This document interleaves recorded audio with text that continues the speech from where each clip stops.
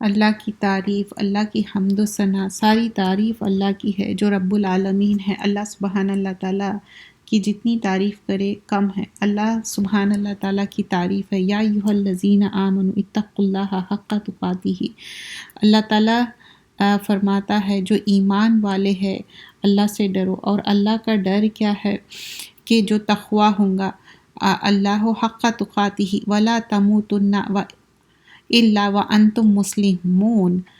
اے اہل ایمان، اللہ سے ڈرو جیسے اس سے ڈرنے کا حق ہے، اور تمہارا اس حال میں موت آئے کہ تم مسلمان ہو۔ مسلمان کیا ہے؟ ایک ایسی اونٹنی کو مسلمان کہتے جو اللہ کے تابع ہونا، جیسا اوبیڈینس۔ ایک اونٹنی، ایک اونٹ کیا رہتا؟ جو بات اس کو بتائی گئی وہ کرے، اور جو بات سے روکا گئے رک جائے۔ تو ایک ہمبلنس جو ہے، ایک انسان کس طرح ہمبل ہونا چاہیے، تو یہاں پر ایک مسلمان ہونے کا یہاں پر کیا ہے، ایک مسلمان ویسا ہونا چاہیے جیسا کہ وہ ایک کمیٹڈ ہونا چاہیے۔ ہم سب اللہ کے سلیو ہے، اور اللہ سبحان اللہ تعالیٰ رسول اللہ صلی اللہ علیہ وسلم کو ایک آنر دیے۔ ہمیشہ بتایا جاتا ہے پروفٹ صلی اللہ علیہ وسلم کو سلیو کے اس سے بیان کیا جاتا ہے۔ کیا بتایا جاتا ہے؟ کہ وہ ایک عبد ہے، اور ہم سب اللہ سبحانہ اللہ تعالیٰ کے عبد ہے، سلیو ہے، اور یہ ایک معنی میں آنر ہے۔ ہم لوگوں کے سلیو بننے میں ڈس آنر فیل کرتے، لیکن اللہ کے سلیو بننے میں آنر ہے، کیونکہ اے اہل ایمان اللہ سے ڈرتے رہو جس سے ڈرنے کا حق ہے، اور تمہاری اس حال میں موت آئے جس میں تم مسلمان ہو۔ مسلمان کیا ہے؟ ایک کمیٹڈ ہے اللہ سبحانہ اللہ تعالیٰ سے۔ ہمارا ایک جو کمٹمنٹ ہے وہ اس پہ ہم کمیٹڈ رہنا چاہیے، اور اس حال میں موت آئے کہ اللہ سبحانہ اللہ تعالیٰ ہم سے راضی اور خوش ہے۔ جب اللہ ہم سے راضی اور خوش ہو جائیں گا تو اس دنیا میں بھی ہماری کامیابی ہے اور آخرت میں بھی ہماری کامیابی ہے۔ تو اب یہ جو ہم ایسے اعمال دیکھیں گے جس میں فرشتوں کا نزول ہوتا ہے، اور فرشتوں کا نزول کیا ہے، جو اللہ سبحانہ اللہ تعالیٰ بتائے بھی کہ کس طرح فرشتے نازل ہوں گے۔ اب یہ جو کتاب ہے اعمال ایسے کہ فرشتے اترے، ایکچولی یہ عربک میں تھی، اس کو ٹرانسلیٹ کیا گیا ہے۔ یہ کتاب اعمال ایسے کہ فرشتے اترے۔ محترم بھائی ابو ریان نعیم رحمان کی بہترین کاوش ہے۔ انہوں نے اس میں ایسے اعمال اور ایسے باتیں تذکرہ کیے ہیں کتاب اور سنت کی روشنی میں کہ جن پر اللہ سبحانہ اللہ تعالیٰ کی رحمت کے فرشتے اترتے ہیں، اور یہاں پر اس کا تذکرہ بھی ہے کہ جن کے بدعمالیوں کے وجہ سے رحمت کے فرشتے دور ہو جاتے ہیں۔ اینڈ آف دا جو اس کا چیپٹر ہے اس میں دیکھیں گے کیا ایسے چیزیں ہیں جس کے وجہ سے رحمت کے فرشتے نہیں بھی آتے، اور بہت محنت کر کے یہ کتاب کو اس کو ٹرانسلیٹ کیا گیا ہے، اور یہ ایکچولی عربک میں تھی۔ تو ہم انشاءاللہ کوشش کرتے ہیں اس کو پڑھ کے سمجھنے کی کوشش کرتے ہیں۔ تو اس میں انسان اپنے ضروریات، خواہشات اور حاجات کو پورے کرنے کے لیے دنیا اور ظاہری اسباب پر اعتماد کرتا ہے، مگر جو حدود اور کوشش کے باوجود اپنے خواہشات کو پورا نہیں کرتا، اپنے چاہت کو پورا کرنے کے لیے ہر دنیائی طریقہ آزماتا ہے، لیکن اس کی چاہت پوری نہیں ہوتی، دھیرے دھیرے ہی پوری ہوتی ہے، ایک دم آل آف سڈن پوری نہیں ہوتی۔ آدم علیہ السلام کا بیٹا کس طرح مشکلات میں گھرا ہوا تھا اور مصائب سے، جیسا کہ حابیل اور قابیل کی بات ہو رہی، دونوں میں کس طرح لڑائی ہوتی، اور پھر فرسٹ مرڈر آن دا ارتھ ہوتا، پھر دیکھتے کہ کس طرح دعا کرتے۔ تو یہ سارے چیزیں مشکلات کے حال میں بھی ہم دعا کرنا چاہیے، اور دعا کرنا ہمارا حق بنتا، اور دعا ہمارے لیے کیا ہے، ایک ویپن ہے مسلمان کا۔ تو ایمان والوں کے لیے دعا کرنا، ان کی سفارش کرنا، ان سے اللہ کے لیے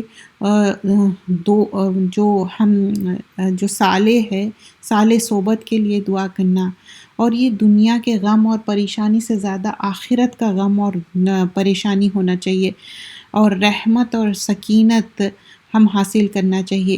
اور رحمت کے فرشتے ہر شخص کے لیے نازل نہیں ہوتے اور نہ وہ کسی عام شخص کے معاون بنتے ہیں، بلکہ وہ تو کسی خاص شخصیت کے لیے ہی اللہ سبحانہ اللہ تعالیٰ کے مرضی سے نازل ہوتے ہیں، اور ان کا نزول اس کے لیے ہی ہوتا ہے جن کے لیے اللہ سبحانہ اللہ تعالیٰ جو ملکیت یا ان کو آرڈر دیتے اور فرماتے، وہیں پر فرشتے اللہ کی اجازت سے اترتے ہیں۔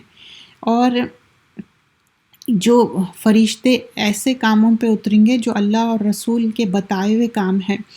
سورۃ الانبیاء کی آیت ہے وَقَالُوا اتَّخَذَ الرَّحْمَنُ وَلَدًا سُبْحَانَهُ بَلْ عِبَادٌ مُكْرَمُونَ لا يسبقونه بالقول وهم بالامر يعملون يعلم ما بين ايديهم وما خلفهم ولا يشفعون الا لمن ارضى وهم من خشيته مشفقون۔ انہوں نے کہا کہ رحمان نے اپنے لیے اولاد بنا لی ہے۔ اللہ تعالیٰ کو یہ کلمہ بالکل پسند نہیں ہے، یہ شرک کا کلمہ ہے، اور شرک کیا ہے؟ ظلم عظیم ہے۔ اس کی ذات پاک ہے، سبحانہ مطلب اللہ کی ذات کیا ہے؟ پاک ہے، بلکہ وہ تو اس کے معزز بندہ ہے، اور وہ کسی بات میں اللہ تعالیٰ پر سبقت نہیں کرتا، اور وہ اس کے حکم پر بندے رہتے ہیں۔ اللہ تعالیٰ ان کے آگے پیچھے کے تمام امور اس سے وقف ہے اور کسی کی بھی سفارش نہیں کرتا سوائے ان کے جن سے اللہ سبحانہ اللہ تعالیٰ خوش ہو۔ وہ تو خود ہیبت لرزی طاری کرتا ہے، مطلب اللہ تعالیٰ کے جو ہے، اللہ تعالیٰ کریٹر ہے، اس سے جو ہم ڈرنا چاہیے، اللہ کے لیے ایک آنر بھی ہونا چاہیے اور ڈر بھی ہونا چاہیے۔ تو اس میں اس آیت کی تفسیر میں امام شوکانی رحمۃ اللہ اپنی تفسیر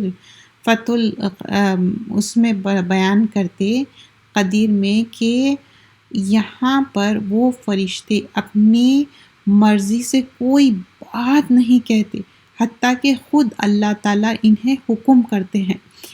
یہ دلیل ہے کہ ان کے کامل اطاعت اور مطیع ہونے کے، مطلب وہ مطیع ہے، فرما بردار ہے، کیونکہ وہ کوئی عمل کرتے ہیں اور نہ کوئی بات کہتے ہیں مگر اس کا حکم دیا جاتا، جو اللہ سبحانہ اللہ تعالیٰ ان کو آرڈر کرتے، حکم دیتے، وہی کرتے۔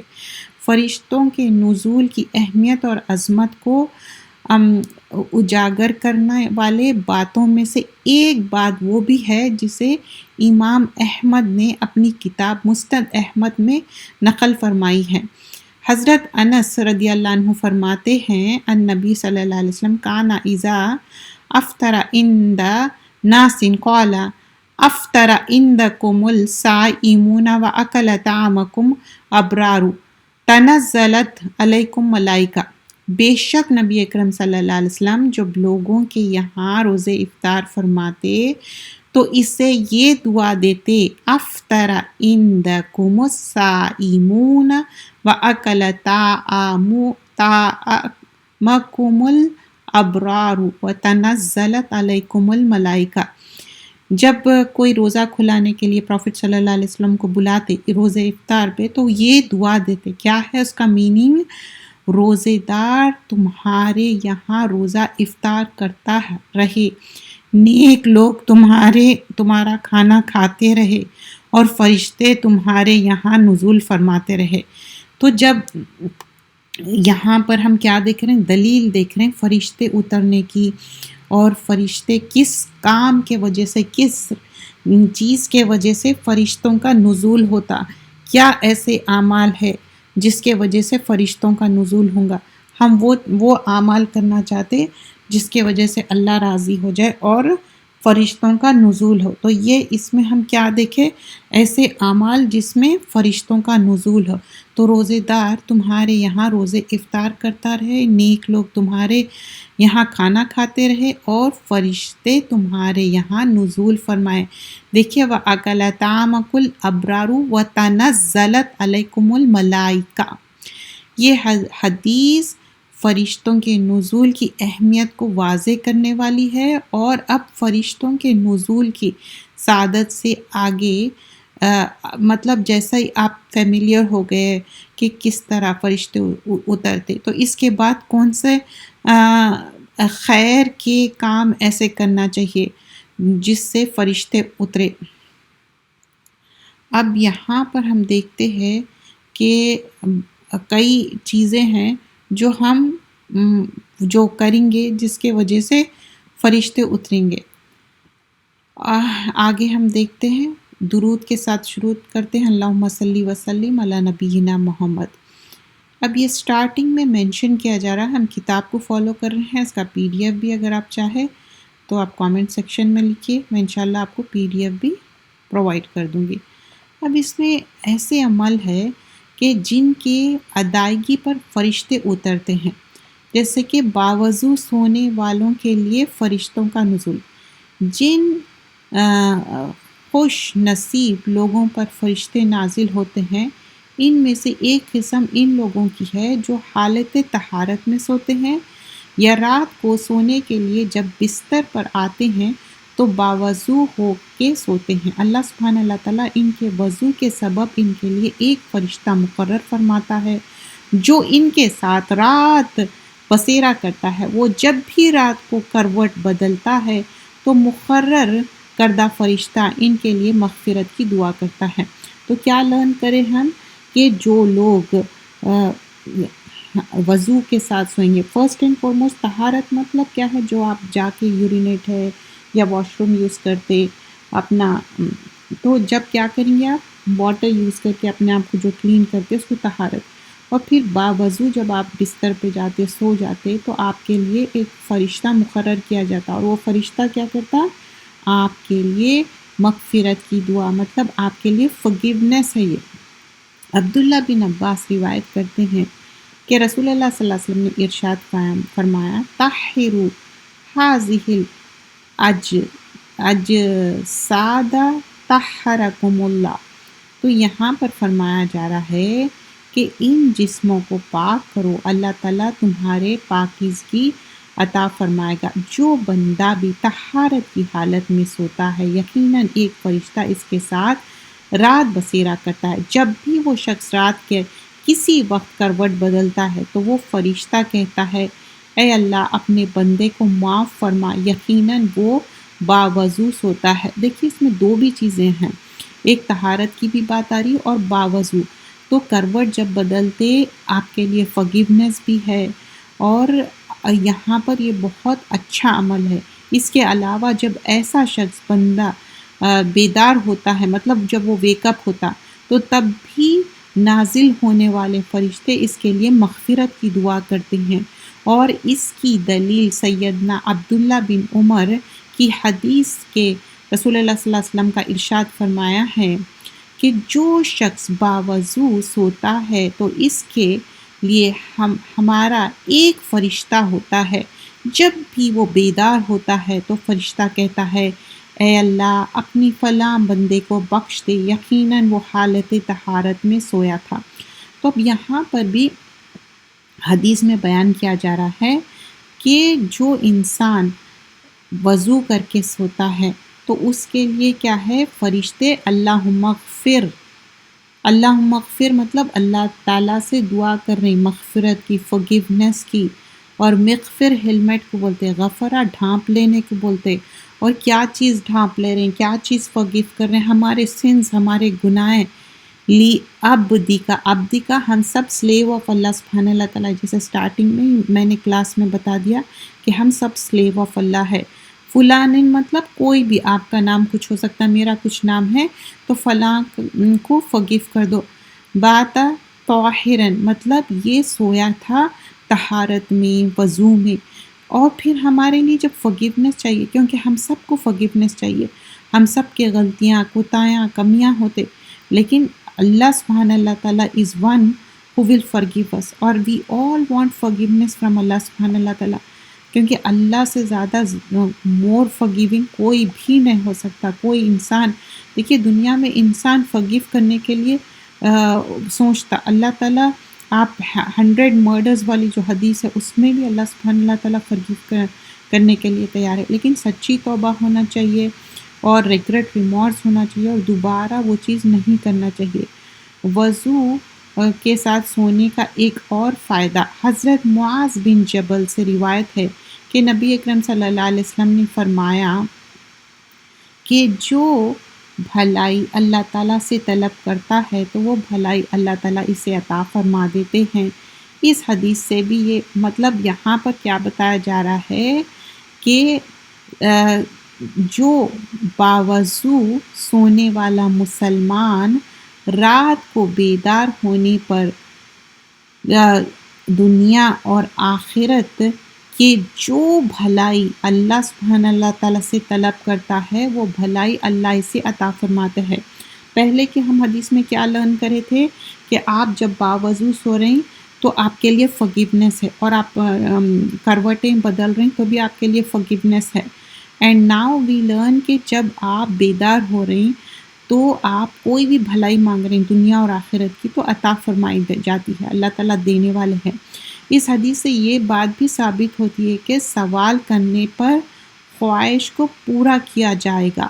نزول ملائکہ کے ساتھ ساتھ چاہت بھی پوری ہوگی، نیز نازل ہونے والے فرشتے اس کے لیے عظیم سعادت بھی ہے۔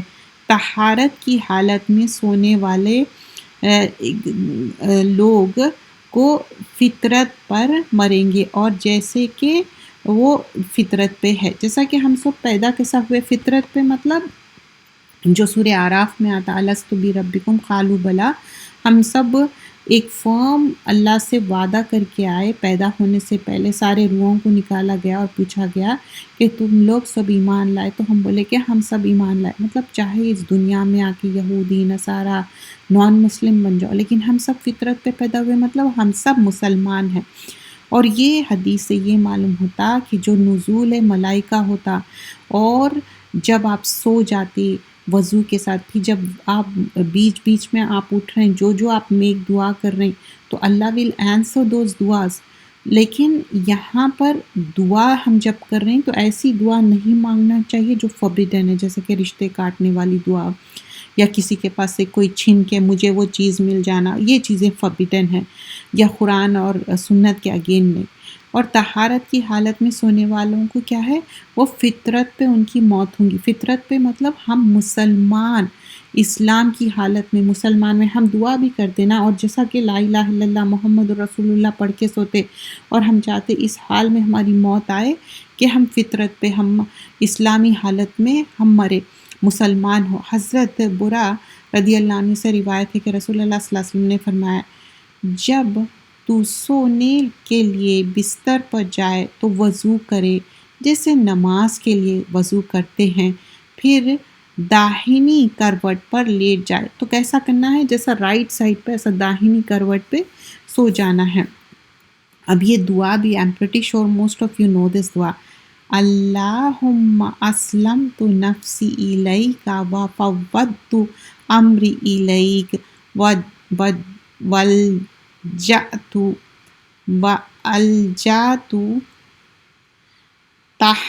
ظہری الیک رغبتا ورہبتا الیک، لا ملجا ولا منجا منک الا الیک، آمنت بکتابک الذی انزلت ونبیک الذی ارسلت۔ اب پھر دیکھیے ملائکہ کی، اب ہم جو دیکھیں گے، یا اللہ میں نے اپنے نفس تیرے تابع کیا، معاملہ تیرے سپرد کر دیا، اور میں نے اپنے چہرہ تیرے طرف متوجہ کیا اور اپنے پشت تیری طرف جھکا دی، رغبت، شوق اور ڈرتے ہوئے، تیرے سوائے نہ کوئی پناہ گاہ ہے اور نہ مقام نجات، میں تیرے اس کتاب پر ایمان لایا جسے تو نے نازل فرمایا، اور تیرا اس نبی اکرم صلی اللہ علیہ وسلم جسے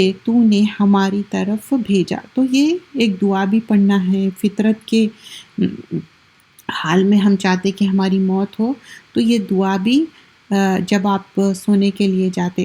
اور صحیح مسلم میں بھی رسول اللہ صلی اللہ علیہ وسلم نے اس دعا کے بعد فرمایا کہ فَإِن مَتُّ مِن لَيْلَتِكَ مُتُّ عَلَى فِطْرَةٍ، تو بتائے کہ اگر تم یہ دعا کے بعد تمہاری ڈیتھ بھی ہو جائیں گی، اگر تو اس کی رات مر جائے تو فطرت پر مرے گا، یعنی اسلام پر، اور اگر تو نے صبح کی تو تو نے بڑی خیر کے ساتھ صبح کی۔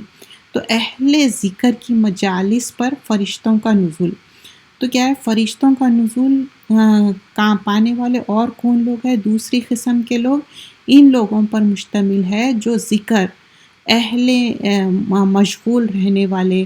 حضرت ابو ہریرہ سے روایت ہے کہ رسول اللہ صلی اللہ علیہ وسلم نے فرمایا، یہ لانگر حدیث ہے، اس کا میں آپ کو ٹرانسلیشن سمجھاؤں گی، کہ اللہ تعالیٰ کے کچھ فرشتے ایسے ہیں جو اللہ کا ذکر کرنے والوں کی تلاش کرتے ہیں۔ اب فرشتے کیا کر رہے ہیں؟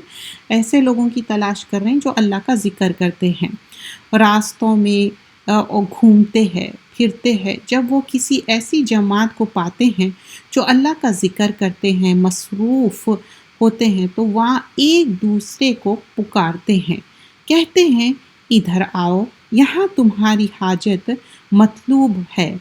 وہاں اہل مجالس کو آسمان دنیا تک اپنے پروردگار سے اپنے پروں سے ڈھانپ لیتے ہیں۔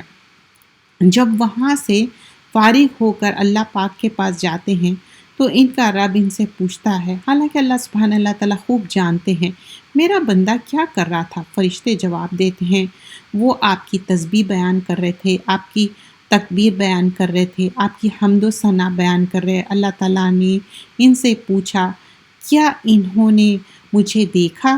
فرشتے کہتے ہیں اللہ کی قسم انہوں نے نہیں دیکھا۔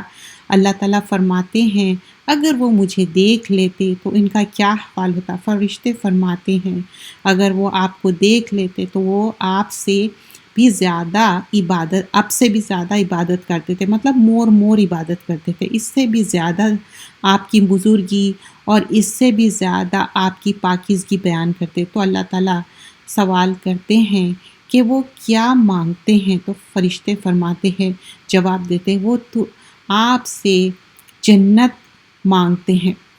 تو فرشتے فرماتے ہیں کیا انہوں نے میری جنت کو دیکھا؟ فرشتے فرماتے ہیں، عرض کرتے ہیں نہیں، اللہ کی قسم رب انہوں نے جنت تو نہیں دیکھا۔ فرمایا اللہ سبحانہ اللہ تعالیٰ فرماتے اگر وہ جنت دیکھ لیتے تو ان کا کیا حال ہوتا؟ فرماتے فرشتے عرض کرتے اگر وہ اسے دیکھ لیتے تو اس کے لیے ان کے حرص اور طلب اور زیادہ ہو جاتی، اسے ان کی رغبت اور زیادہ شوق پیدا ہوتا۔ اللہ تعالیٰ پوچھتے وہ کس چیز سے پناہ مانگتے؟ فرشتے عرض کرتے وہ جہنم کی آگ سے پناہ مانگتے، جیسا ہم دعا کرتے ہیں نا اللہم اجرنی من النار، آگ کے عذاب سے بچانے کے لیے۔ پھر فرماتے اللہ تعالیٰ پوچھتے کیا انہوں نے اسے دیکھا؟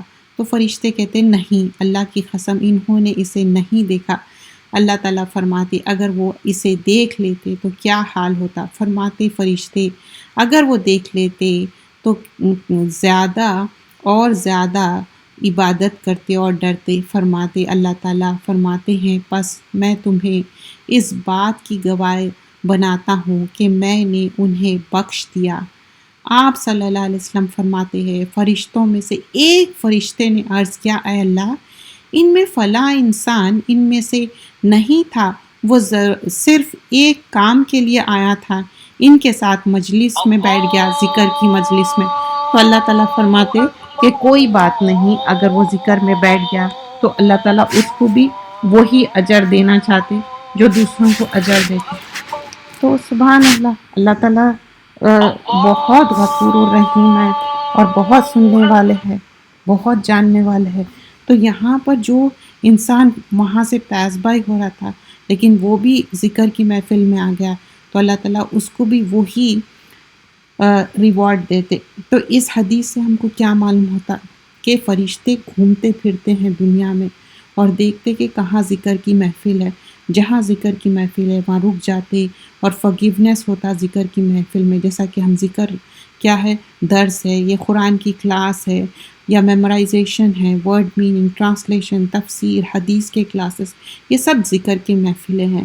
جیسا کہ ہم فرائیڈے خطبہ سننے جاتے، اور خطبہ جب سنتے تو کوئی بات نہیں کرنا، شش بھی نہیں بولنا ہے، اور توجہ سے سننا ہے، ہاتھوں سے نہیں کھیلنا ہے، تو کیا ہے ایک فرائیڈے سے دوسرے فرائیڈے ہمارے فرگیونیس ہو جاتے۔ ویسے ہی یہ حدیث سے ہم کو معلوم ہوتا ہے کہ اللہ کا ذکر، کیا اللہ تعالیٰ کو نہیں معلوم کہ اللہ کا ذکر کیا، لیکن اللہ تعالیٰ خوش ہوتے اللہ کے ذکر سے۔ تو ہم سب کو فرگیونیس چاہیے۔ تو آنے والے کلاسز میں ہم لرن کریں گے کیا ایسے اعمال ہے